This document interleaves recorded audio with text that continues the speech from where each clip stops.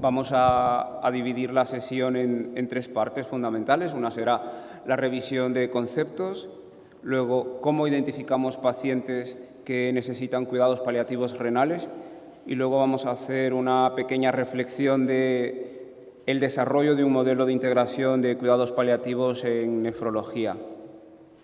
Una simple clave memotécnica para recordar los grados de enfermedad renal crónica, ¿no? Si giramos en el sentido contrario a las agujas del reloj, lo que nos va a interesar especialmente para enfocar cuidados paliativos renales es el grado 4 y el grado 5, es decir, con menos de 30 mililitros por minuto de filtrado glomerular, donde podemos empezar a identificar pacientes y posteriormente los pacientes que ya deben de estar en un programa de cuidados paliativos renales según sus necesidades serán aquellos que tienen un filtrado menos de 15 mililitros por minuto, es decir, pacientes que están en tratamiento sustitutivo renal.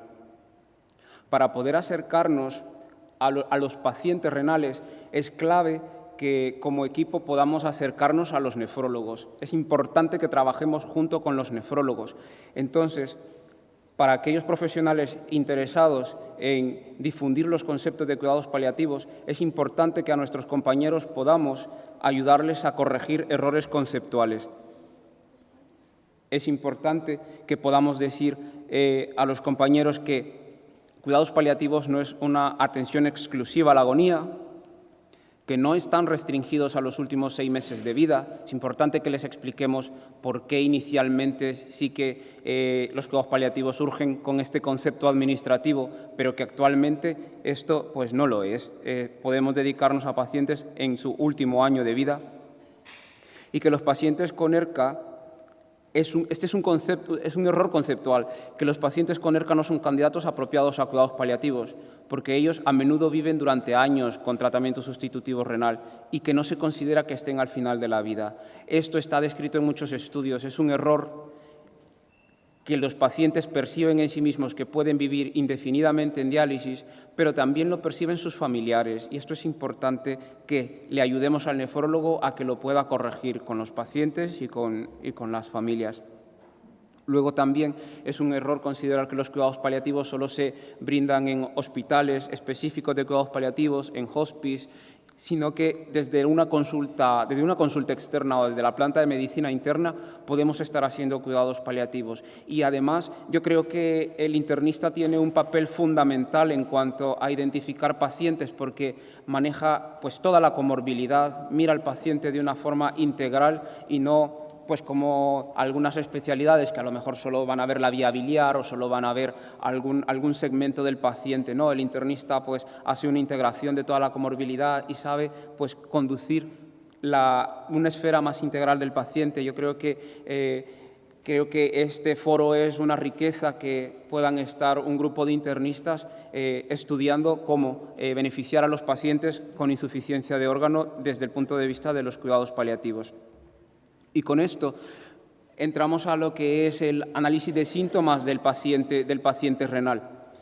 Vemos que es diferente al perfil oncológico en el sentido que la astenia, el insomnio y calambres son de los principales síntomas, los 3 principales síntomas que generalmente se describen. Y junto a ello debemos de empezar a tener una visión diferente de lo que es los síntomas en el paciente renal, es decir, que lo podamos ver de una forma multidimensional, es decir, que la intensidad, la severidad de los síntomas en el paciente también la tenemos que vincular con la temporalidad, porque se describen unos síntomas más agudos o más problemáticos durante la diálisis que fuera de diálisis. Entonces, esta temporalidad la tenemos que tener presente en el momento de evaluarla y saber evaluar en diferentes momentos al paciente.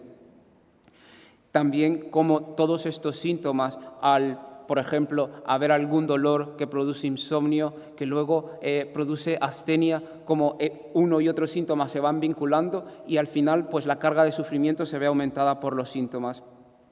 Y con esto quiero decir también la coocurrencia de síntomas, los cluster symptoms que también en oncología hemos podido estudiar, cómo un síntoma empeora otro o genera otro o hacen una sinergia que al final van mermando la salud del paciente. Para la valoración de síntomas es importante que tengamos instrumentos específicos y son pocos los que tenemos para el paciente renal. Este es un trabajo de la validación y traducción del Palliative Care Outcome Scale, que es desarrollado por el King's College en Londres. Probablemente lo conocéis, el POS, porque tiene hay diferentes instrumentos, uno oncológico, hay otro para enfermedades infecciosas, hay otro para neumología, y en España lo hemos validado y traducido al español. Está por publicarse, está pendiente de publicarse, pero que es importante que estudiemos qué herramientas específicas para el paciente renal podemos tener para evaluar síntomas. Luego, ¿qué pacientes podemos identificar para incluir en un programa de cuidados paliativos renales? Como os explicaba, junto al equipo de nefrología, junto al nefrólogo, junto a las enfermeras de nefrología, tenemos que ver que esta constelación de criterios pueda orientarnos a identificar pacientes que se pueden beneficiar. La edad, mayor de 75 años, el índice de comorbilidad de Charlson es importante. Muchas veces otros compañeros de otras especialidades, un cardiólogo, un neumólogo, cuando tú le hablas de un Charlson de 8, dice, ¿qué? ¿8? Eso es mucho. Y muchas veces nuestros pacientes en nefrología es que tienen 10, tienen 12 puntos y a 8 llegan, pues llegan muy rápido, tienen mucha comorbilidad. Luego, el deterioro funcional, que nosotros lo estamos midiendo a través del Palliative Performance Scale, menos de 40 puntos.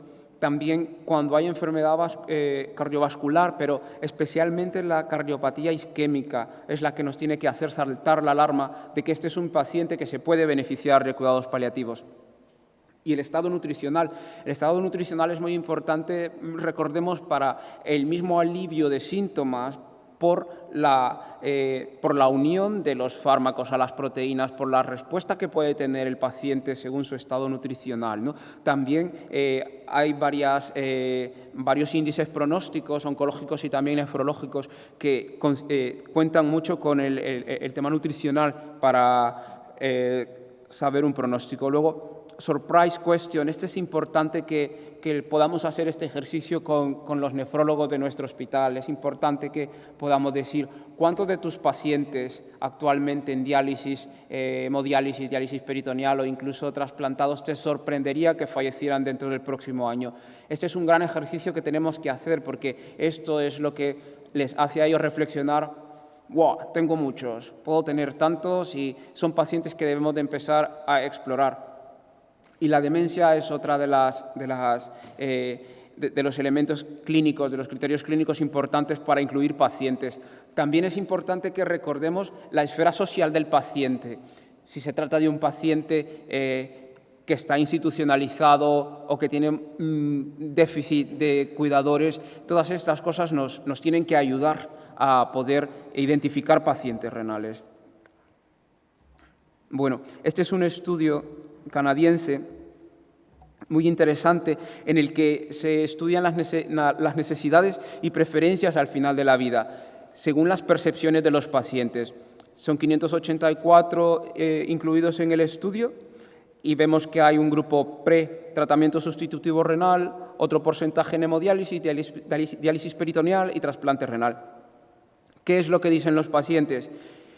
Que conocen poco sobre sus opciones terapéuticas y la evolución de la enfermedad. Esto se va traduciendo en que no mantenemos conversaciones con ellos al respecto.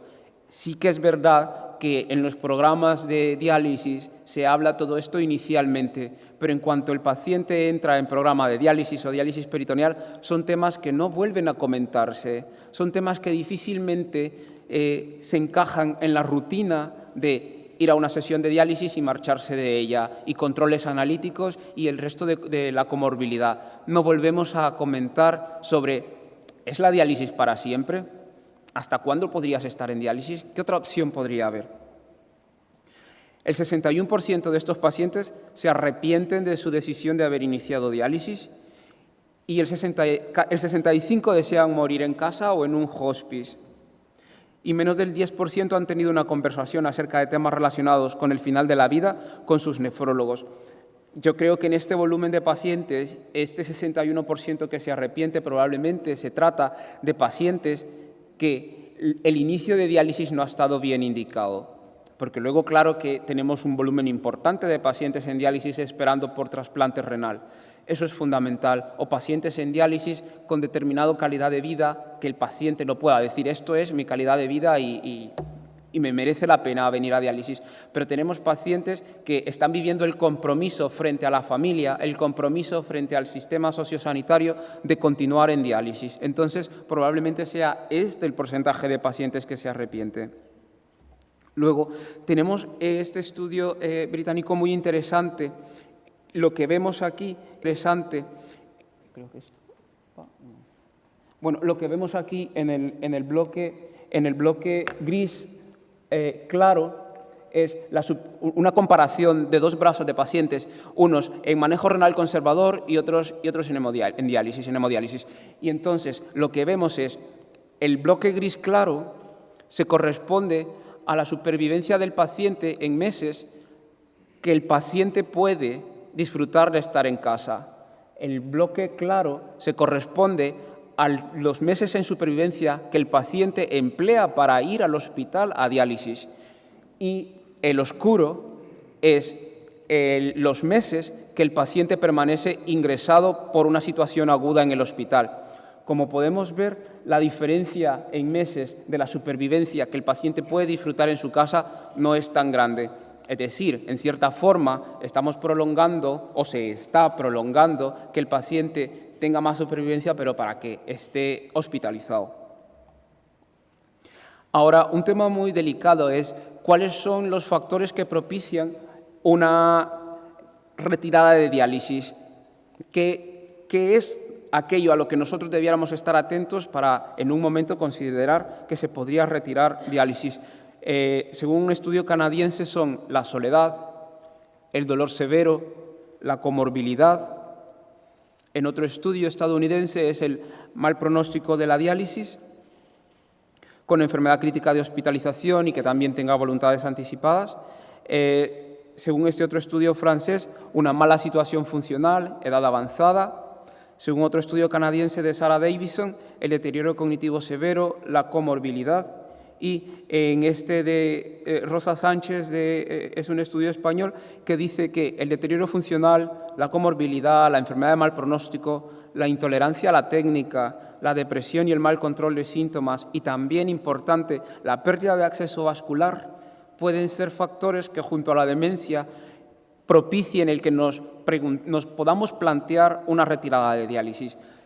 Tenemos casos en los que el paciente, por su patología cardíaca, no soporta la diálisis. Son pacientes a los que tenemos que añadirle líquido prediálisis para poder hacer el ultrafiltrado. Y estos pacientes, en un momento que ya se está viviendo la dificultad de la técnica, tienen un problema con el acceso vascular y de una manera automatizada se hace una derivación a radiología vascular para que se pueda recuperar esa fístula, cuando es el escenario probablemente en el que debemos considerar una limitación de esfuerzo terapéutico. ¿Y qué es lo que necesitamos? Lo que necesitamos es tiempo, lo que necesitamos es sentarnos a hablar con el paciente, sentarnos a hablar con la familia, no una vez, sino 2, 3, 4, 5, las veces que puedan hacer falta para que la familia entienda la trayectoria de la enfermedad, para que el paciente también la recuerde, la reflexione, porque a los pacientes se les ha olvidado, han querido borrar esa memoria difícil de un ingreso, otro ingreso y tantos riesgos a la vida que han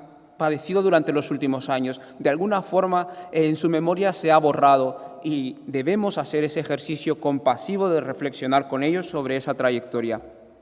Así que con nuestro equipo en el hospital hemos identificado que son estos los 5 escenarios principales en los que deberíamos manejar un programa de cuidados paliativos renales. Hay unos que son más duros que otros, como la retirada de diálisis, pero también pacientes con fallo de trasplante renal significan un reto para la planificación de cuidados paliativos. ¿Por qué? Porque generalmente un paciente trasplantado previamente ha estado un número de años en diálisis y si este trasplante falla, debe ir nuevamente a diálisis.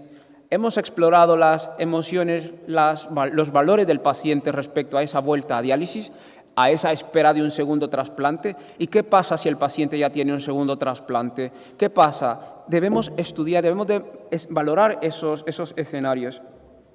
Luego, para desarrollar un programa de cuidados paliativos renales tenemos 3 elementos importantes, 3 áreas para desarrollar: la investigación, la formación, pero lo más grande es nuestro trabajo clínico. Y dentro de esto tenemos que considerar y potenciar en nuestro equipo profesional habilidades como liderazgo, los fundamentos bioéticos y habilidades de comunicación, especialmente la técnica del counseling, es la que recomendamos que conozcamos, que nos empapemos de ello.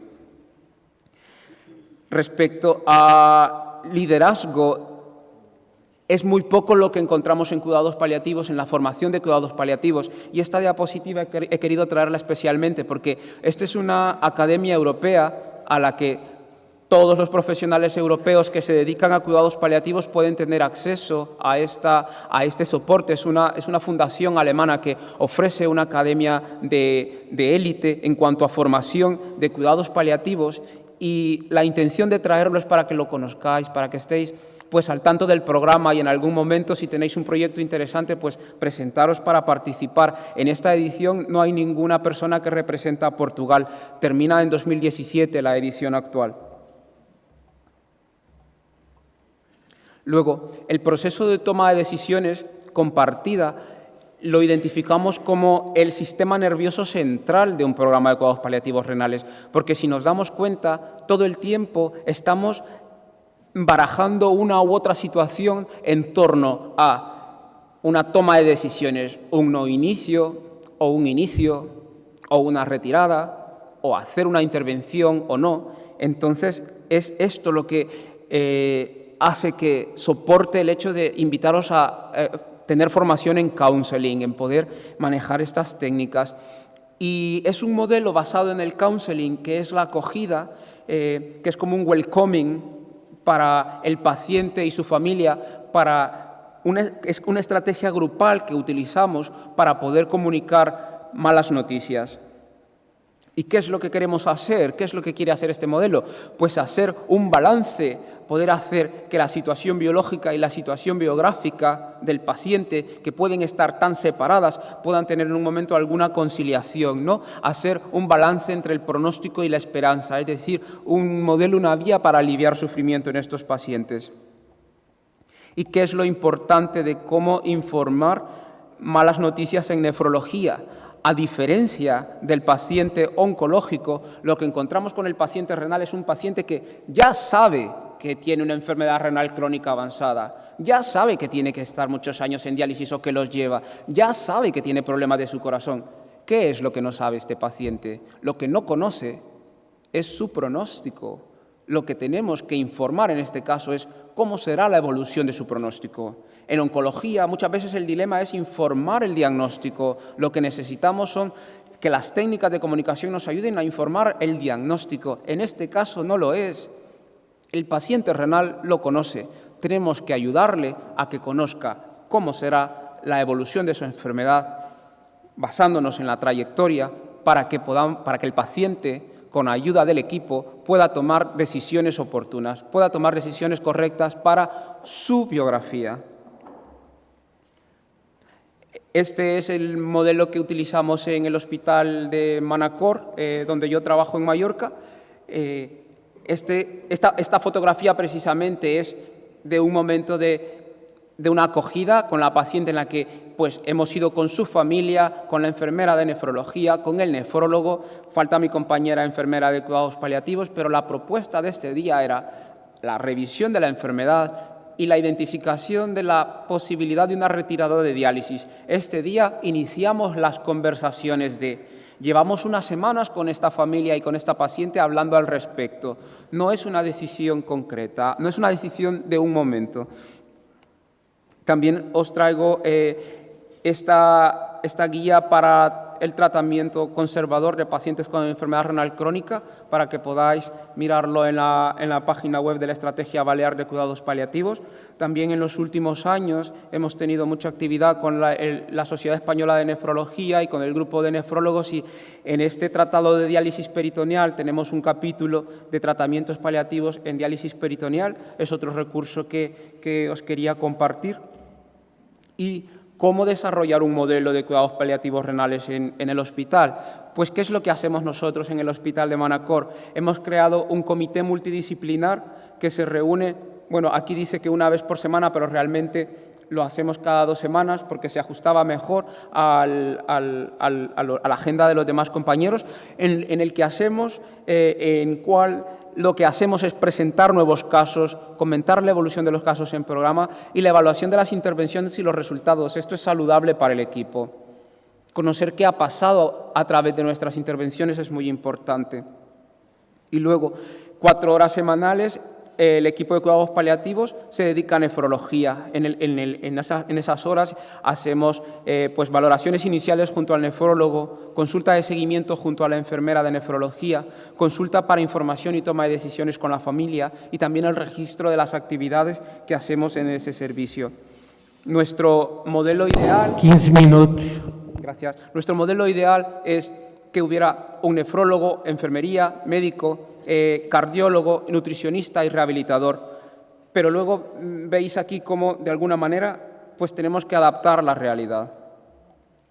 Luego, esta es otra herramienta que tenemos disponible a través de la web para formación a equipos en cuidados paliativos renales.